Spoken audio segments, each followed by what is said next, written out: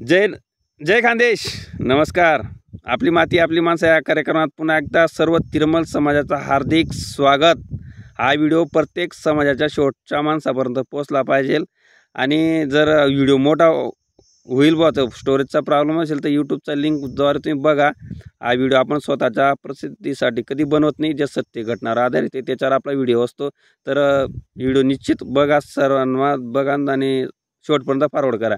तर एक विषय असा आहे, आपल्या समाजातील एक एक युवक भेटला मला आणि त्यांनी सांगितलं की आपल्या समाजात घटस्फोटांची संख्या खूप मोठ्या प्रमाणावर वाढते बा.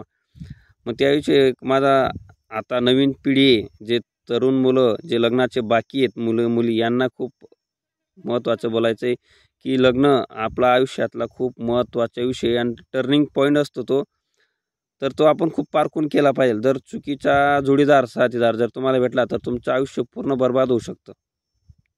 तर आपण साधा भाजीपाला जरी दुकानात घ्यायला गेलो का बाजारात घ्यायला गेलो, तो पारखून घेणार लोक आपण आहोत की तो ताजा आहे का, बाशी आहे का, किडलेला आहे का, खराब आहे का. आपण ते भावमध्ये घासगीत म्हणजे हे करतो की भाजीपाला आपले 1-2 दिन ठेवायचे तरी आपण त्याच्यात बारकावे करतो. साधा आपल्याला कापड जरी घ्यायचे असला, आपण 4 दुकानं फिरतो की आम्हाला असंच प्रकारचं शर्ट हवं आहे, अशाच कलरचं हवं आहे. आणि ते शर्ट आपण नुसतं कलर वगैरे बघत नाही, त्याचं क्वालिटी बघत नाही, तर ते शर्ट आपण स्वतः घालून बघतो आणि ते आरशासमोर आपण उभं राहतो की आपल्या पर्सनॅलिटीला ते मॅच होतं का. मोबाईल जरी घ्यायचा असला तर आपण सुद्धा 1 महिन्या अगोदर विचार करतो की कोणता कंपनीचा घ्यावा, किती रॅमचा घ्यावा, किती त्याच्यात फॅसिलिटी काय काय त्याच्यात फंक्शन आहेत, ते सर्व आपण हे करतो आणि लोकांना विचारतो की कोणत्या कंपनीचा चांगला, कोणता मॉडेल चांगलं, तर आपण मोबाईल घेतो. जर तुम्ही साधा कोणत्या कंपनीला जरी जॉबला लागलात, ती कंपनी तुम्हाला फक्त समजा कॉन्ट्रॅक्ट बेसवर 6 महिने जरी ठेवत असली तरी ती कंपनी तुमचं सर्व मेडिकल चेक करतं, पोलीस व्हेरिफिकेशन चेक करतं, तुमचं डॉक्युमेंट चेक करतं, तुमचं ब्लड ग्रुप, रक्तग्रुप सर्व चेक करतं, तुम्हाला काही आजार आहे का, काही रोग आहे का, काही हे आहे का. मग हे नुसतं 6 महिने कंपनी ठेवतं तरी एवढं चेक करतं. आपल्याला सर्व आयुष्यभर असासाठी एक जोडीदार निवडायचा आहे आपल्याला, तो आपण पारखून का करायला नको. निश्चितच पारखून करा. जर चुकीचं भेटलं तर मग आपण कसं नशिबाला दोष देत. लोक सांगतात नाही, मग ब्रह्मदेवाच्या गाठी वरून बांधलेल्या असतात, तुझ्या तकदीरमध्ये तेज असेल नाही तर मग तुझ्या नशीबमध्ये तेज असेल. आपण शेवटी नशिबाला दोष देतो. तर नशिबाला दोष म्हणजे आपल्याला पश्चाताप पर्याय नसतो आणि आपण मग आपल्या तकदीरला दोष देतो, नाही माझ्या नशिबात ते असेल. तर नशीब वगैरे काही राहत नाही. नशीब तकदीर आपलं स्वतः आपण हाताने आपण लिहिलेलं असतं. एखाद्या तुम्ही जर हवी जर मुंबई पुन्हा हवी असेल आणि मला सांगितलं डोळे बांधून क्रॉस करवा रस्ता, तुझ्या नशिबात जर असेल ब्रह्मदेवाने जर विचार केला तर तू वाचशील, नाही तर काही वाचणार नाही, तू मरून जाशील. असं करू का आपण?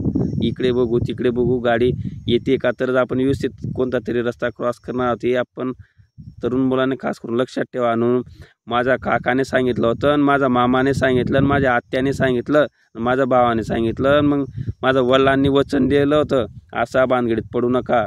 जोडीदार बघत असताना खूप बारकाव्याने विचार करा. 1 नाही तर 3 वेळेस 4 वेळेस त्यांना भेटा, प्रत्यक्ष आपले विचार त्यांना मांडा. समोरच्याचे विचार आपण ऐका.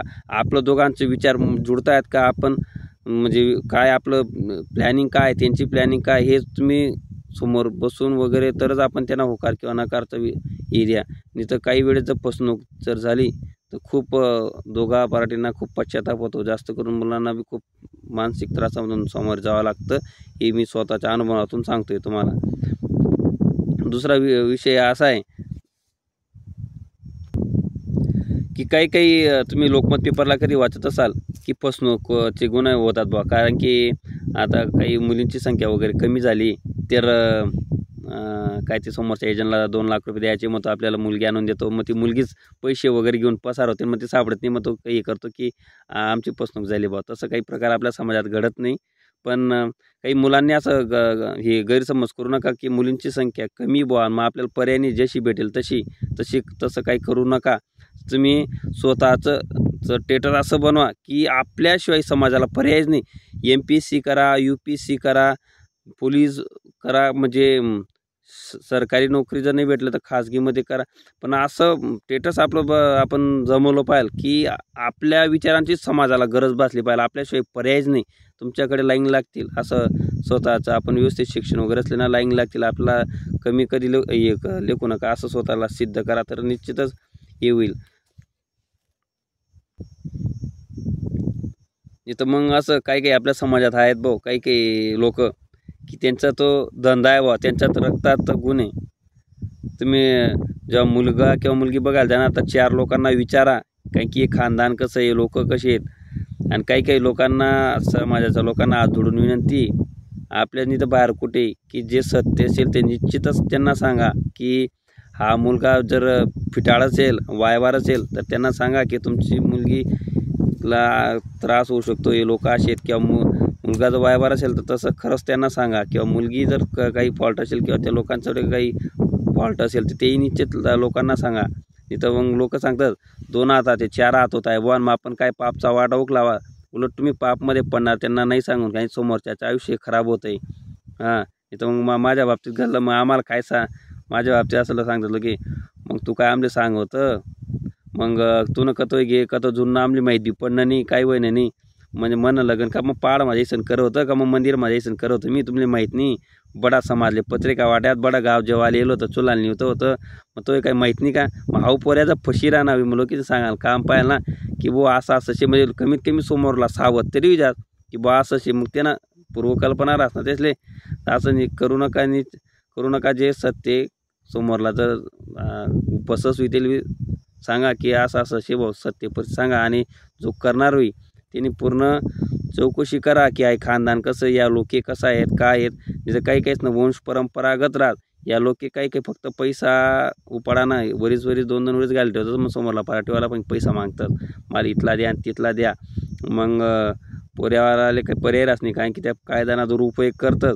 आणि मग असा लोकेतले आमना खानदेश आमना तापी काटला लोक असं म्हणतात की गावठी भाषामा मराठी भाषा शब्द त्यातले कमी पडी भाड खाया लोके, इथलं बी घाण त्यातले खाल्ली भाषा वापरी, पण त्या लोकेसले फरक पडत नाही, कारण की त्या लोकेसना संस्कारच ते आहेत, त्या लोकेस तसं आहेत. म्हणून सांगा तुला हात जोडी विनंती की कधी लग्न करत असताना जोडीदारी चांगलाच निवडा, खानदान चांगलं निवडा, पुरी चौकशी करा आणि चांगलाच लोकी निवडा. मी ज्या लोकेशविषयी बोल राहनो त्या लोके काय आहेत कोण आहेत तर तुम्हाला जर माहीत कर नाही तर मला प्रत्यक्ष कॉन्टॅक्ट करा. मी त्यातले नाव निश्चित सांगतो की या लोके कितला नालायक आहेत बुवा. मला तर लोकांनी सांगा नाही, पण मी तुम्हाला सांगतो आता त्या लोके काय आहेत बुवा. असं नाही करा ना आत्महत्या ते एवढंच तुम्ही वाढावं, भाषा कशी वापरस काय वापरस. आणि पोस्ट ग्रॅज्युएट माणूस आहे, मी हुशार आहे, शुद्ध मराठीवाला माणूस आहे, पण खरं राहिलं ना आत्महत्या येते उठच माणूस ना. काही काही लोक एकदम नीच थडकलाच नालायक राहतात, समाजले कलंक आहे ते बिलकुल. पण ते कसं तिथले असं वाटस की आमना पैसा शेण आमना पैसा सर्वच काही आहे ना, आमले समाजनी गरज नाही बा. आमले कोणी बी का दादा म्हणजे पैसावाला चालता गोळाला दारण पैसावाला मान अशी गोष्ट विचारली जाते. आणि सर्वसामान्याला माणसाला लक्ष देतात नाही बा, अशी समाज मग गोष्ट विचारली जाते. धन्यवाद. जय खानदेश. सर्वांना विनंती, व्हिडिओ शेवटपर्यंत पहा आणि सर्वांना पाठवा. जय बालाजी.